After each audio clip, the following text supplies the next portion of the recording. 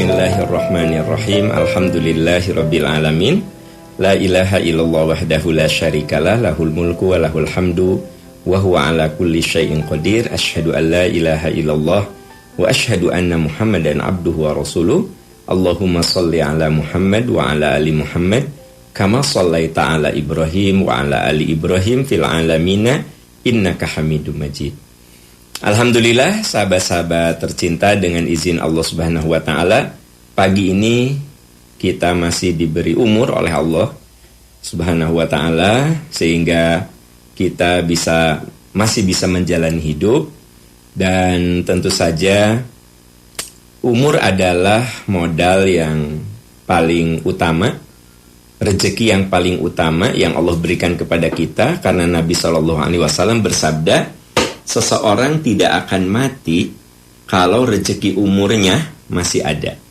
Jadi walaupun kita berada di tempat yang sangat-sangat membahayakan, sepertinya tidak mungkin kita bisa selamat di situ, ya. Tapi kata Rasul, kalau rezeki umur orang itu masih ada, Allah masih ngasih rezeki umur, maka dia tidak akan mati. Nah, hari ini kita semua oleh Allah masih diberi rezeki umur. Dan semoga juga diberi rezeki sehat. Bagi Bapak, Ibu, sahabat-sahabat tercinta yang sedang sakit, semoga Allah memberikan kesabaran, ketabahan, kekuatan, dan menjadikan sakit itu sebagai sarana dibukakannya pintu-pintu keberkahan dan cinta Allah. Karena itu, terimalah ujian berupa sakit ini dengan lapang hati, dan yakinlah bahwa Allah tidak mungkin memberikan ujian di luar kemampuan kita. Artinya, kita harus yakin bahwa kita bisa menyelesaikan ujian itu. Bagi yang sehat, yuk kita berjuang agar umur yang kita punya, kesehatan yang kita punya, kita gunakan untuk bekal ketika satu saat rezeki umur kita habis. Saat jasad kita harus dikuburkan dan ruh kita ditempatkan di alam barzah. Kalau sudah begitu, kita tidak mungkin lagi punya kesempatan beramal.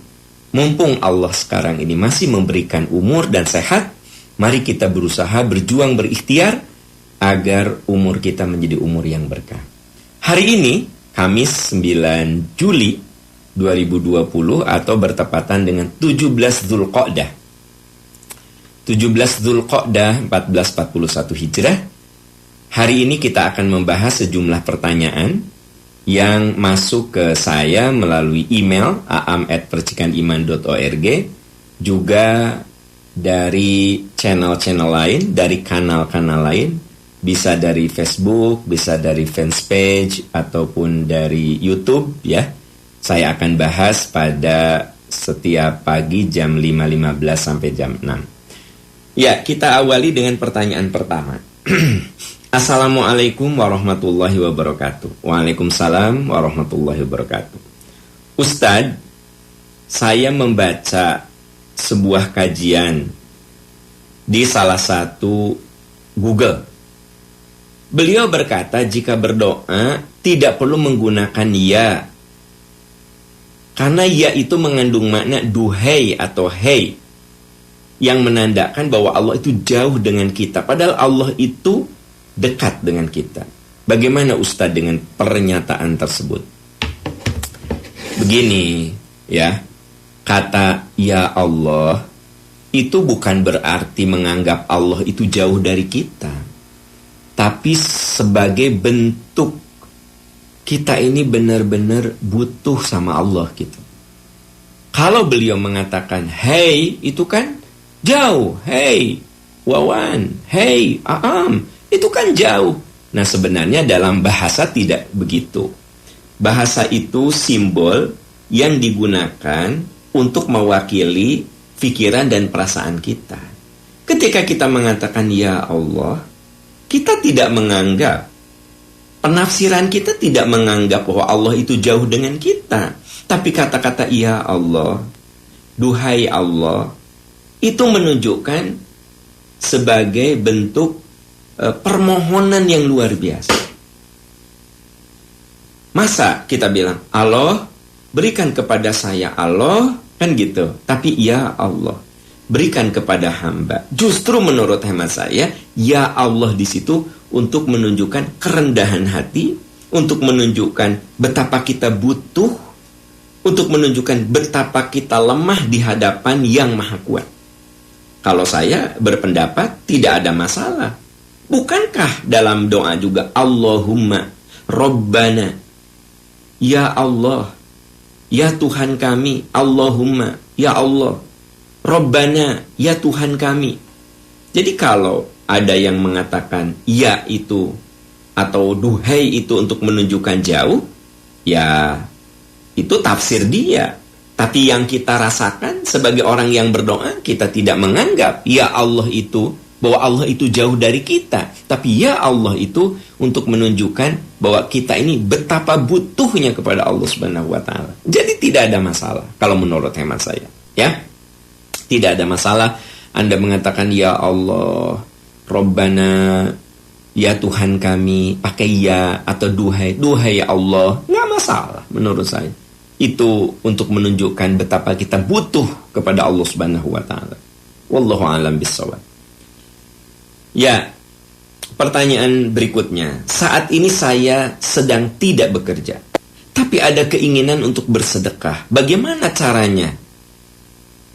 Sahabat, yang namanya sedekah itu tidak selamanya dengan uang.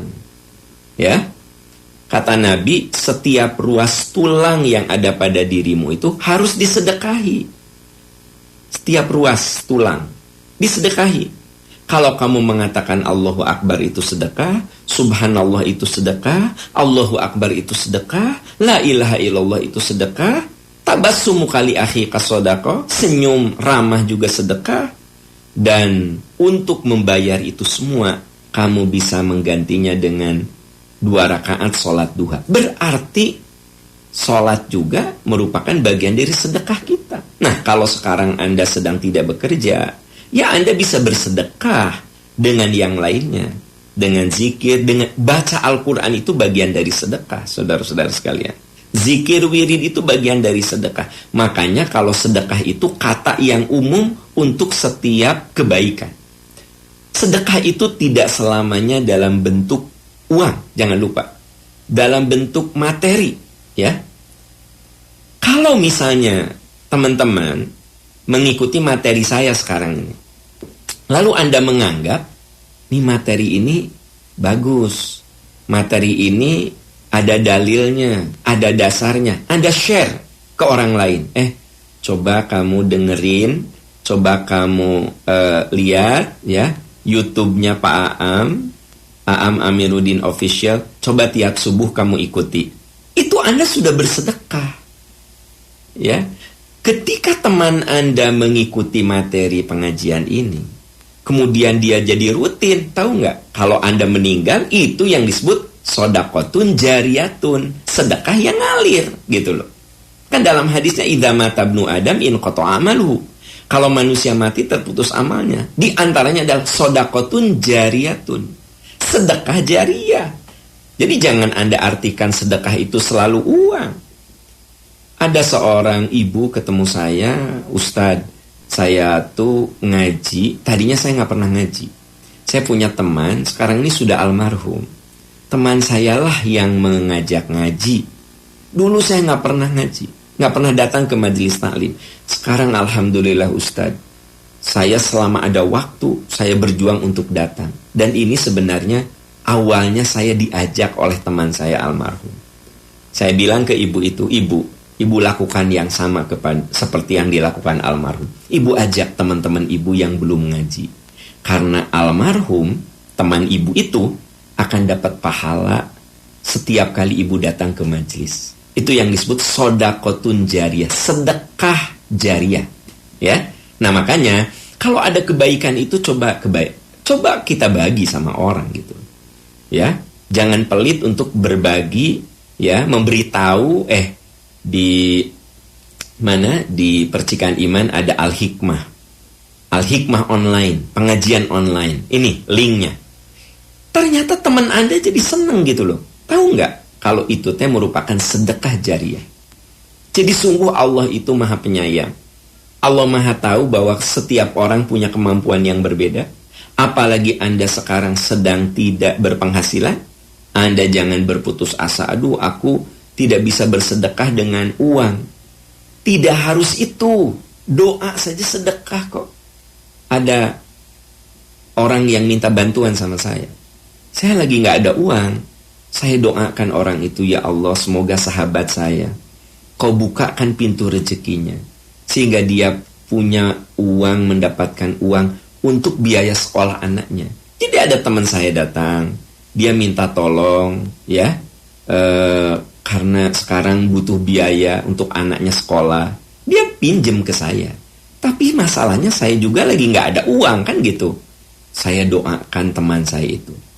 Tahukah bahwa itu sedekah saya kepada dia? Mungkin akhirnya dia mendapatkan rezeki. Bukan dari saya, tapi boleh jadi karena doa-doa saya. Jadi sahabat-sahabat tercinta, bersedekahlah. Bersedekahlah sesuai dengan kadar kemampuan kita. Semoga Allah akan memberikan balasan terbaik dari sedekah yang sudah kita lakukan. Amin ya rabbal alamin. Itu jawaban saya, ya. Wallahu a'lam bishawab. Ya. Kita beralih ke pertanyaan berikutnya. Assalamualaikum Ustadz Aam. Waalaikumsalam warahmatullahi wabarakatuh. Apa benar kalau kita menggunakan atau menerima cashback, diskon, atau gratis ongkos kirim karena transaksi menggunakan e-wallet atau e-money, apakah itu termasuk riba? Ya, sebenarnya ketika Anda top up, itu sepertinya Anda memberikan modal kepada perusahaan itu. Ya, saya top up. Tadinya 50.000 jadi 100.000. Saya diemin itu uang. Di mana? Di rekening perusahaan tersebut. Nah, itu kan jadi modal bagi dia. Nah, karena dia dapat modal dari saya, dapat modal dari Anda, dari modal dari itu yang top up, berkumpullah sekian uang.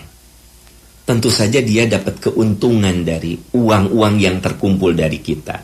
Nah, sebagai bentuk terima kasih, dia bagi sama kita. Sehingga ada cashback lah, ada diskon lah, ada bebas ongkos kirim lah. Kalau menurut hemat saya itu bukan riba. Itu bagi hasil dari perusahaan tersebut kepada kita. Karena kita tidak pernah meminta, oke, saya top up, tapi saya minta diskon ya. Oke, saya top up, tapi saya minta cashback ya. Saya pikir kita tidak begitu. Biar tenang, bayar-bayarnya pakai e-wallet aja, udah saya top up. Jadi sebenarnya banyak orang yang top up itu sekedar untuk kepraktisan saja. Nah, lalu perusahaan berbaik hati, berbagi keuntungan, karena sebenarnya dia sudah dimodali sama kita. Kebayang nggak, saya 100.000, kecil 100.000, tapi kalau dari 1 juta orang, berapa tuh? 100.000 kali 1 juta. Dia dapat modal dari kita. Nah, dari itulah dia dimodali sama kita sebenarnya. Dia dapat keuntungan. Keuntungannya berbagi sama kita. Jadi kalau Anda dapat diskon, Anda dapat bebas ongkir segala macam, itu nggak seberapa dibanding dengan keuntungan perusahaan tersebut. Jadi kalau saya memandang itu bukan riba, itu bagi hasil atau sebuah perbuatan terima kasih dari perusahaan tersebut. Saya memandangnya begitu. Tapi ada juga yang memandang itu riba, ya, karena ada jeda waktu kemudian jadi dapat keuntungan. Nah, namanya juga ijtihad ya. Ini ijtihad itu artinya sesuatu yang terjadi pada sesuatu yang terjadi pada saat sekarang dan zaman Rasul tidak ada. Ya, pembayaran dengan e-money, dengan e-wallet itu kan sebenarnya sesuatu yang tidak ada pada zaman Rasul. Dulu itu kan real, ya, uang 10.000 kan gitu. Nah, sekarang kan cuma ditempelin kartu. Tapi kan nggak mungkin kemudian terjadi transaksi kalau saya tidak top up, saya tidak isi, gitu. Nah, karena ini sesuatu yang baru, maka ini yang disebut dengan jawabannya itu produk ijtihad. Apa itu ijtihad? Badlul wus'i fi naili hukmin syar'iyyin bistinbatil ahkam minal Qur'an was sunnah.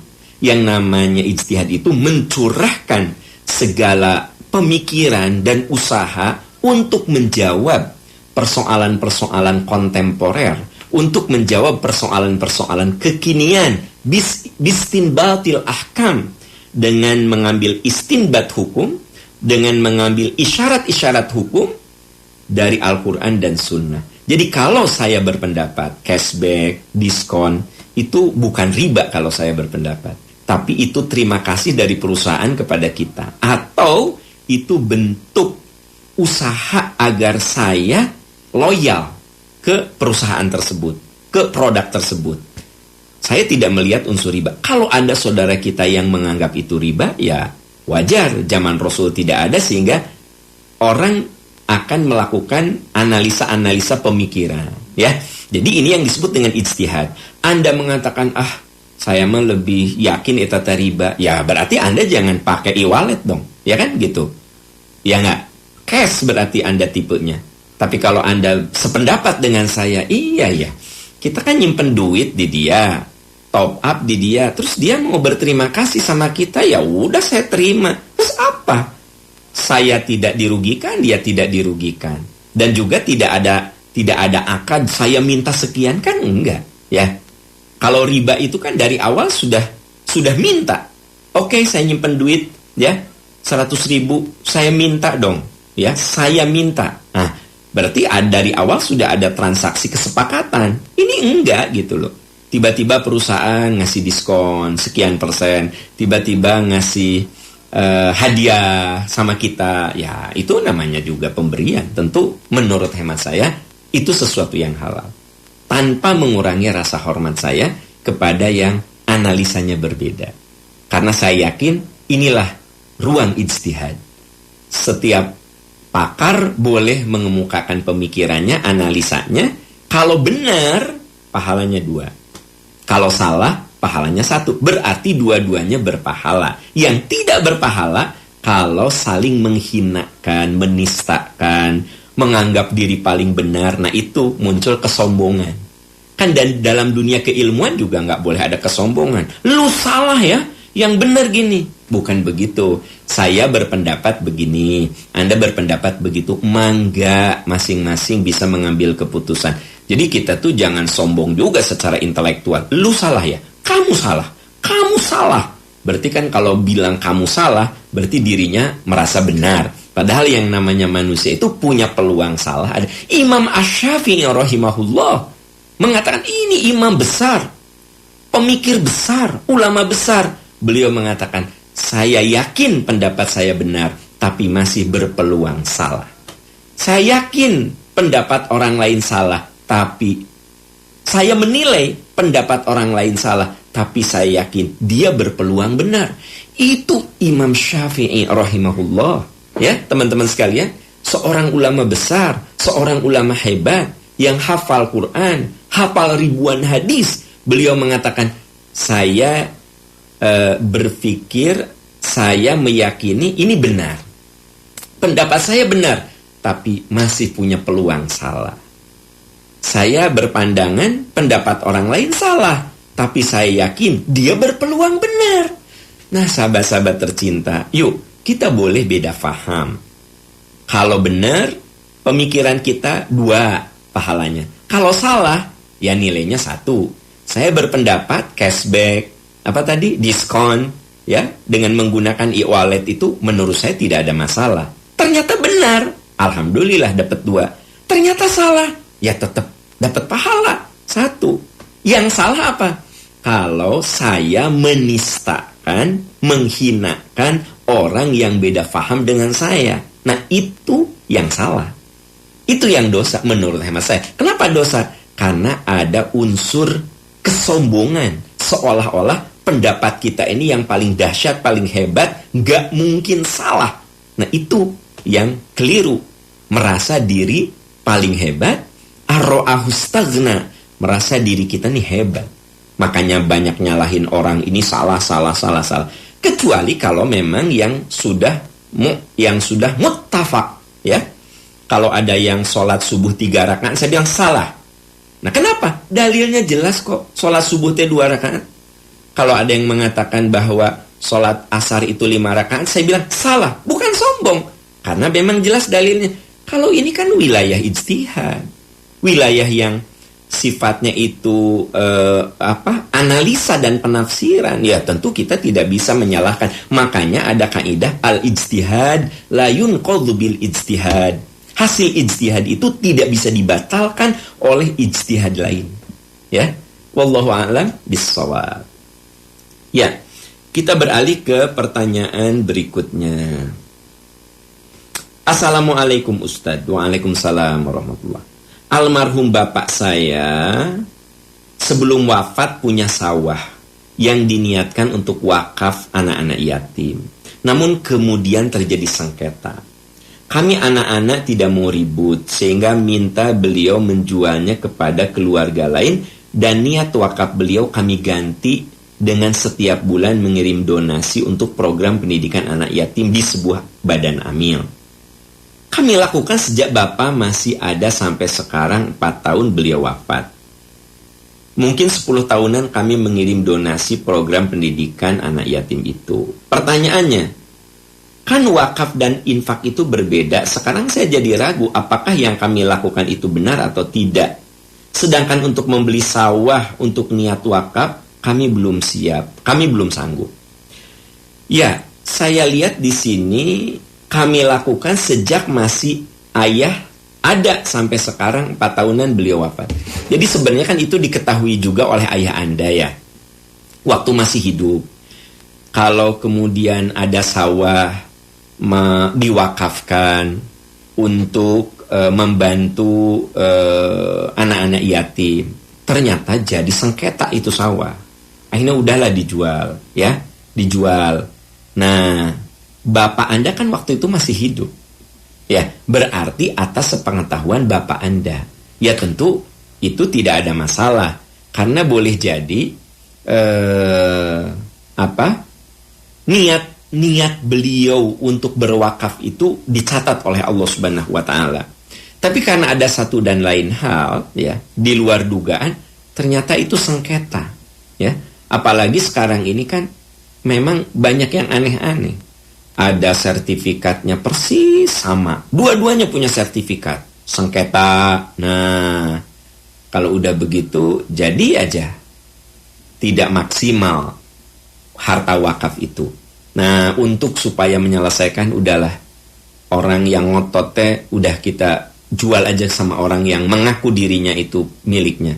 Nah, dari situ akhirnya ya Anda berjuang untuk memberikan donasi secara rutin sejak ayah Anda masih ada sampai udah 4 tahun wafat. Apakah itu sah? Itu sah.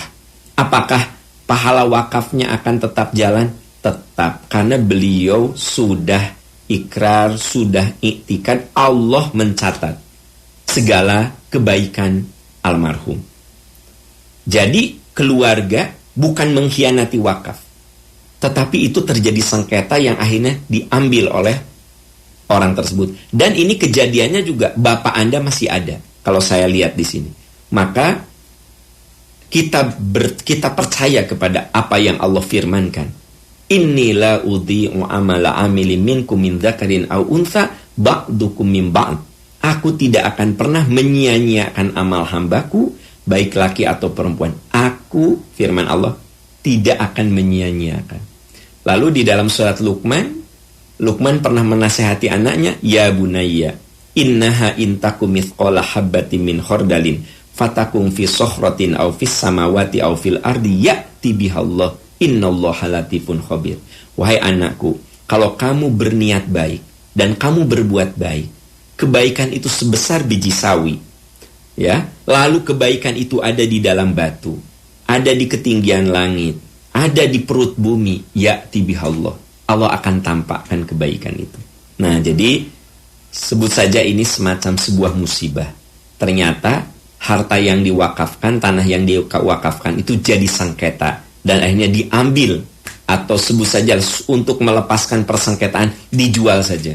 Nah, tapi tetap Anda berusaha untuk menyantuni lembaga yatim itu. Tentu oleh Allah dicatat sebagai amal soleh, dan itu bukan sebuah pengkhianatan terhadap wakaf. Bukan. Tetapi itu musibah untuk suatu kasus wakaf. Ya. Wallahu a'lam bishawab. Wallahu a'lam bishawab. Ya. Kita beralih ke pertanyaan berikutnya. Assalamualaikum Ustaz. Waalaikumsalam. Apakah saat kita melakukan kifarat, kita juga akan mendapatkan pahala atau hanya menutupi dosa yang kita langgar? Ya, sahabat-sahabat sekalian, kalau kita bernazar, tapi nazar itu tidak bisa kita wujudkan, maka kita disuruh untuk membayar kifarat. Kifaratnya adalah boleh memberi makan atau pakaian kepada 10 fakir miskin atau saum 3 hari. Ya, kalau kita bernazar tapi nazar kita tidak bisa kita wujudkan karena satu dan lain hal, maka orang yang bernazar, saya bernazar kalau lulus kuliah saya mau puasa sebulan. Ternyata saya nggak kuat itu puasa sebulan terus menerus, ya. Saya ganti, saya batalkan nazar saya. Yaitu dengan cara apa? Saya, ya Allah, membatalkan nazar. Nah, karena membatalkan, Anda harus bayar kifarat. Kifarat itu artinya sama dengan sanksi. Anda bayar sanksi, ya, yaitu saum, yaitu memberi makan atau pakaian kepada 10 fakir miskin. Atau Anda saum 3 hari. Nah, pertanyaannya, kalau saya saum 3 hari sebagai pengganti kifarat, apakah saya tetap berpahala? Ya tentu saja begini. Kembali ke ayat yang tadi saya sebutkan, surat Ali Imran 195. Aku tidak akan menyia-nyiakan amal hambaku. Jadi kalau misalnya Anda bernazar kebaikan, tapi Anda tidak bisa mewujudkannya, lalu Anda bayar kifarat, Anda bayar kifaratnya itu masih dalam frame Anda ibadah. Dalam kerangka Anda ibadah. Selama frame kita itu ibadah, ya tentu saja inilah udi'u amala amil. Aku tidak akan menyia-nyiakan amal hambaku. Dan selama itu dilakukan menurut surat Al-Bayyinah ayat 5, wa ma umiru illa liya'budu llaha mukhlishina lahuddin. Semata-mata menjalankan apa yang Allah perintahkan. Selama itu semata-mata karena Allah, kemudian yang Anda lakukan juga dalam frame, dalam kerangka Anda melaksanakan perintah Allah, ya, maka semuanya akan dicatat sebagai suatu amal soleh. Jadi bayar kifarat itu amal soleh. Apakah kifarat, bayar kifarat dengan saum, ataukah dengan memberi makan atau pakaian kepada 10 fakir miskin, itu dikategorikan sebagai ibadah karena frame-nya adalah frame ibadah. Wallahu a'lam bishawab. Ya. Kita beralih ke pertanyaan berikutnya, sahabat-sahabat sekalian. Assalamualaikum warahmatullahi wabarakatuh. Waalaikumsalam warahmatullahi wabarakatuh. Pak Aam, saya baru menikah 8 bulan. Suami saya orangnya baik ke orang tua ataupun ke orang lain. Untuk masalah uang, suami lebih banyak ngasih ke orang tua dan lebih banyak bersedekah. Sedangkan ke saya, dia ngasih sedikit. Bahkan jika dibanding dengan penghasilan saya, lebih besar penghasilan saya. Saya nggak protes karena saya tahu uang yang beliau pakai itu untuk kebaikan. Tapi kadang ada perasaan nggak ikhlas, mengingat rumah saja belum punya, ya, sedekah kesana kesini. Suami saya termasuk orang yang faham, orang yang belum paham bahwa tugas utama perempuan itu di rumah. Dan dia inginnya saya terus bekerja, dan dia bilang nggak akan cukup jika saya nggak kerja. Sebenarnya bagaimana ini Ustaz? Ya, nah ini memang beramal itu harus pakai ilmu. Makanya ada ungkapan al-amalu al-ilmu qabla al-amal. Beramal itu harus basisnya ilmu, ya. Suami Anda sedekah sama orang tuh luar biasa. Sedekah sama keluarga luar biasa. Tapi sama istri, sama keluarga, pas-pasan. Bahkan gini, udah kamu kerja terus, ya nanti kita nggak akan cukup hidup. Nah, suami Anda tidak paham bahwa sedekah terbaik adalah kepada keluarga, kepada istri dan anak. Itu sedekah terbaik. Bapak-bapak, kalau Anda mencari nafkah dari pagi sampai sore, sampai malam, bahkan lembur sampai tengah malam, nawaitu Anda ingin menafkahi anak dan istri, itulah sedekah terbaik dalam hidup Anda. Gitu loh. Kalau ternyata istri, anak sudah terpenuhi, ya alhamdulillah sambil nyicil rumah misalnya. Biaya anak sekolah ada, ya biaya untuk istri juga tercukupi. Baru kemudian Anda berpikir, aku sedekah pada orang lain, aku sedekah pada saudara. Nah, itu urutan yang benar. Jadi dalam lingkaran pertama itu adalah anak dan istri. Lingkaran berikutnya adalah menafkahi orang tua, gitu loh. Itu aslinya. Makanya ketika kita berani melepas anak untuk menikah, sebenarnya ya dia kita lepas untuk menghidupi keluarganya. Saya punya anak laki-laki, saya lepas dia untuk menikah. Berarti saya harus rela bahwa dia akan fokus pada anak dan istrinya. Gitu. Nah, itu urutan yang benar seperti itu. Ini malah suami Anda mah sama tetangga, sama teman, ya. Sedekah. Jelas kalau sama orang tuanya. Tapi sama Anda, pas-pasan. Tahu nggak? Ini karena dia nggak ngerti. Bahkan Anda disuruh bekerja. Ayo, kamu kerja, ya, supaya cukup itu untuk penghasilan. Sementara penghasilan dia gunakan untuk sedekah. Maaf, ini kekeliruan berpikir. Ini kekeliruan berpikir. Dan tidak sedikit orang yang baik kepada orang lain, tapi tidak baik kepada keluarganya. Kata Nabi, sebaik-baik suami adalah yang baik terhadap keluarganya. Dan seburuk-buruk suami adalah yang buruk kepada keluarganya. Kan ada suami yang dermawan sama teman-temannya. Ina, Santi, Dela, Tita, yuk makan jeung bapak. Gitu. Jadi di kantor tuh apa? Traktir, tah si bapak eta teh, ya. Tapi sama istrinya asa nggak pernah gitu ngajak makan di luar. Sama anaknya nggak pernah ngajak, kata istrinya teh, ayah sekali-kali atuh makan di luar. Kamu teh emang cari duit gampang? Udahlah, masak aja di rumah. Untuk apa kamu jadi istri? Gitu. Padahal si bapak eta teh kalau ke temen-temennya mah dermawan, ya. Ngasih uang ke si itu, ngasih uang ke si ini. Istrinya minta tambahan aja. Ayah, mama minta uang lah tambahan 300.000. Untuk apa? Mama teh meni asa udah gak enak ini rambut mau ke salon. Atuh beli sampo. Salon apa sih? Ya Allah, dia itu ya kalau ke orang dermawannya luar biasa. Tapi ke istri, ke anak pelitnya na'udzubillah. Tahu nggak, kata Nabi, seburuk-buruk laki-laki adalah yang buruk kepada keluarganya. Dan semulia-mulianya laki-laki adalah yang baik kepada istri dan anak-anaknya. Tolong ini camkan oleh kita. Ya, bukan berarti hadis ini melarang baik sama orang, bukan. Kalau Anda mau baik sama orang, mulai dari baik sama istri dan anak. Gitu loh.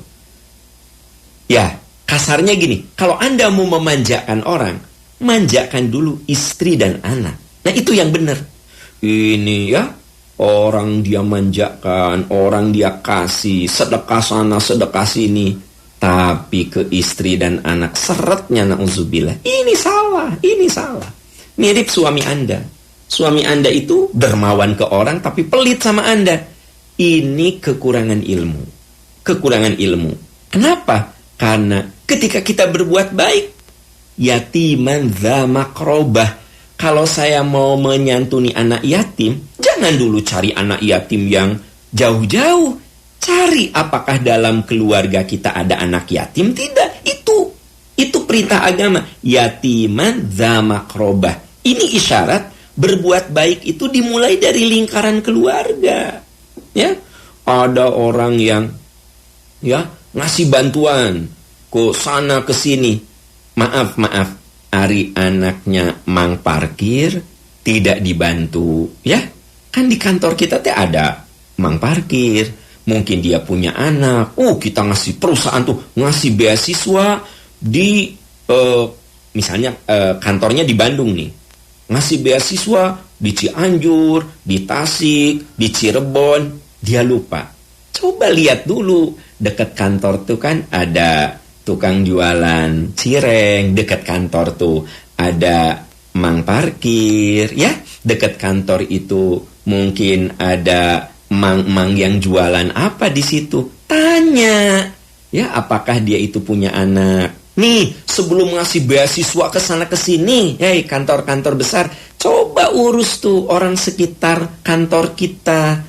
Si mang parkir anaknya tidak kita bantu, padahal dia markirin mobil-mobil yang ada di kantor kita. Ini cara berpikirnya kudu benar. Yatiman dza makrobah. Kalau kita memberikan santunan kepada anak yatim, coba anak yatim yang ada dalam lingkaran keluarga kita. Yang dimaksud keluarga di sini, coba misalnya nih di perusahaan saya mau membagi menyantuni anak yatim, tanya di antara karyawan saya ada nggak yang saudaranya itu yatim? Itu dulu. Ini ngurus anak yatim di NTT begitu jauh-jauh. Urus tuh anak yatim di kantor kita. Misalnya di kantor saya itu sebut sajalah ada 10 karyawan. Sebelum saya membagikan dan menyantuni anak yatim, saya tanya, sahabat-sahabat, coba ada nggak di antara kalian yang punya keluarga, keponakan atau siapa yang yatim? Ada nggak? Oh, ada Pak. Saya punya keponakan yatim 3. Oh, ada Pak. Itu dulu urus. Ini langsung ke NTT, ke Makassar, apa gitu loh. Nah, kadang-kadang yang saya nggak ngerti itu sebenarnya baik, tetapi baik itu kudu pakai ilmu gitu ya. Mulia, tapi mulia itu kudu basisnya ilmu. Nah, jelas kan di dalam Al-Quran, berbuat baik itu kalau suami mulai dari mana? Ya ke istrinya, ya ke anaknya, ya ke orang tuanya. Baru yang berikutnya, gitu loh. Ada semua urutannya. Kenapa begitu? Jangan sampai gini. Kalau orang lain ditolong, saudara sendiri dibiarkan. Tuh, jadi omongan. Si Pak Haji itu mah, bager atuh, kabatur, kadulur mah. Enggak, kan ada ungkapan gitu. Si Pak Haji itu mah, kalau ke orang lain, nu teu kenal, baik. Ke kita mah dulurnya, saudaranya. Nggak dilihat sama dia mah. Tuh, kan jadi jelek juga. Coba kalau kita mulai sesuai yang dianjurkan dalam Al-Quran. Yatiman dza makrobah. Coba uruskan dalam lingkaran terdekat dulu. Kalau bapak mau jadi orang dermawan, mulai kedermawanan itu kepada istri, kepada anak-anak, kepada keponakan, kepada adik kakak. Jelas kalau orang tua mah nggak usah diomongin ya. Terus dalam lingkaran, alhamdulillah itu sudah terpenuhi, lebarkan lagi lingkarannya, Kan enak kalau kita pakai ilmu. Makanya betul, al-ilmu qoblal amal. Berilmulah sebelum kamu beramal. Ya, tambah wawasan, baru aksi. Kan enak. Nah, jadi menurut hemat saya, kalau sampai terjadi apa yang Anda ceritakan, boleh jadi memang suami Anda tidak paham dengan hal itu. Ya, aduh Pak Aam, suami saya nggak dengar materi Pak Aam. Kan ada di YouTube, kasih ke dia, ya, kasih ke dia tuh. Nih, Mas, nih dengerin, gitu, ya. Nanti di YouTube-nya kasih, ada channelnya, ada linknya di Aam Amiruddin Official. Kirim, kan itu sebuah dakwah, begitu, ya. Nah, saya juga mengkritisi gitu, banyak loh perusahaan yang dia berbagi dengan anak yatim kalau lebaran itu ya, Ramadan sampai ratusan juta. Tapi kok dia nggak nanya ya, kalau misalnya di sekitar kantornya itu masih misalnya mang parkir ya, bapak satpam, yakinlah dia ada saudaranya yang yatim, atau mungkin karyawan kita sendiri, kan boleh jadi ada yang punya saudara yatim. Itu contoh sederhana ya, contoh sederhana. Oke. Tentu semua oleh Allah akan diberi pahala. Tetapi pahala itu harus disesuaikan dengan ilmu. Al-ilmu qoblal amal. Berilmulah sebelum beramal, supaya amal kita terbimbing dengan ilmu. Kalau amal kita terbimbing dengan ilmu, maka itulah yang disebut dengan amal yang berkualitas. Amal yang berkualitas yang bagaimana? Dasarnya ikhlas, dasarnya ilmu, dilakukan sesuai sunnah Rasul. Enggak mungkin amal kita sesuai sunnah kalau tanpa ilmu. Betul enggak? Jadi apa? Basic ilmu itu niat. Ikhlas karena Allah. Wa ma umiru illa liya'budullaha mukhlishina lahuddin. Yang kedua apa? Fa'lam annahu la ilaha illallah. Pelajari, ya. Yang ketiga, ya, lakukanlah sesuai dengan kadar kemampuan kita dengan penuh kesungguhan.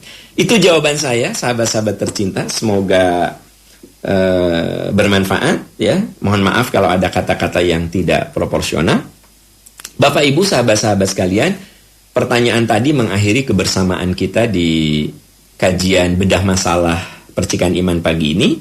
Dan saya perlu informasikan, ya, tadi malam alhamdulillah materi Aku Bersamamu dihadiri dari teman-teman dari Kuala Lumpur ada, dari Jerman ada. Karena kalau acaranya malam itu katanya di Jerman jam 1 ya, jam 2 gitu, atau jam 3 ya, saya lupa, jam 3, setengah 3. Jadi kalau setengah 8 kan kita di sini. Jadi kemarin tuh dari Jerman ada, dari Tokyo ada, dari Makassar ada. Jadi enaknya Al-Hikmah online itu bisa diikuti oleh saudara-saudara kita lintas provinsi, lintas negara. Nah makanya materi-materi Al-Hikmah akan terus kita sosialisasikan supaya kita bisa belajar lintas tempat, ya. Nah insya Allah hari Sabtu materi Aku Bersamamu akan dilaksanakan ba'da Isya jam 19.30. Ternyata kalau malam itu suka lebih banyak, ya. Tadi malam hampir 160 yang ikut Al-Hikmah online. Kenapa? Karena mungkin itu waktu sudah selesai bekerja. Kemudian teman-teman dari luar negeri juga secara waktu malah lebih enak di kita malam, di mereka itu sore, ya, gitu. Nah, sahabat-sahabat tercinta, Anda bisa ikut Aku Bersamamu, ya, Aku Bersamamu. Anda tahu nggak, kalau Allah menyertai kita dan kita selalu merasa bersama Allah, apa yang akan Anda rasakan? Coba apa? Kalau Allah bersama kita, kita bersama Allah. Apa yang Anda rasakan? Nah, itu yang akan dibahas di hari Sabtu, ya, insya Allah hari Sabtu 11 Juli jam 19.30 di Al-Hikmah online, Majelis Al-Hikmah online, jam 19.30 hari Sabtu. Bapak Ibu sahabat-sahabat bisa ikutin. Anda lihat saja di Instagram saya cara untuk ikutnya. Gampang sekali, cuma Anda tinggal mendaftarkan diri supaya semua terarah gitu, terpantau bahwa ini memang peserta, ya, begitu. Dan untuk supaya semua dapat materi secara akurat, secara jelas. Karena semua dapat materi ini, materinya, ya, gitu. Materi online itu akan diberikan kepada para peserta. Bapak Ibu sahabat-sahabat tercinta, itu pertemuan kita dan saya tidak akan pernah bosan mengajak Bapak Ibu untuk berbagi kebaikan. Bagi Anda yang oleh Allah dititipi rezeki, ingat itu tidak akan dibawa mati kecuali Anda wakafkan sebagian untuk ahli waris, sebagian untuk bekal kita di alam barzah.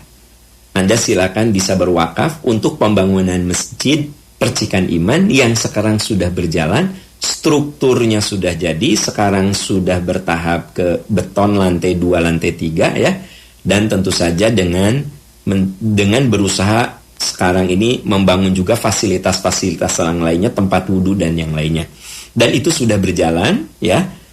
Anda bisa berwakaf, silahkan buka M-Banking Anda, masukkan nomor rekening di list yang ada di M-Banking Anda, sehingga kapanpun Anda punya rezeki, tinggal buka M-Banking, transfer ke Bank Mandiri 13.910.5008. Bank Mandiri 13.000 13009105008 atau Bank Syariah Mandiri 70979 itu Bank Syariah Mandiri.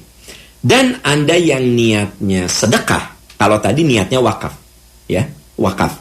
Anda ingin sedekah untuk mujahid dakwah, untuk mujahid nafkah, Anda bisa ambil nomor rekening satu lagi, Bank Syariah Mandiri 1310055533220. Kalau ini nawaitunya sedekah, ya.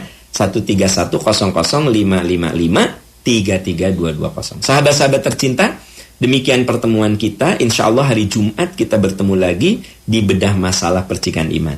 Saya Amiruddin undur dulu. Semoga Allah memberkahi kita semua dan semoga Allah senantiasa meridhoi kita. Subhanaka Allahumma wa bihamdika asyhadu an la ilaha illa anta astaghfiruka wa atubu ilaik. Walhamdulillahirabbil alamin. Wassalamualaikum warahmatullahi wabarakatuh.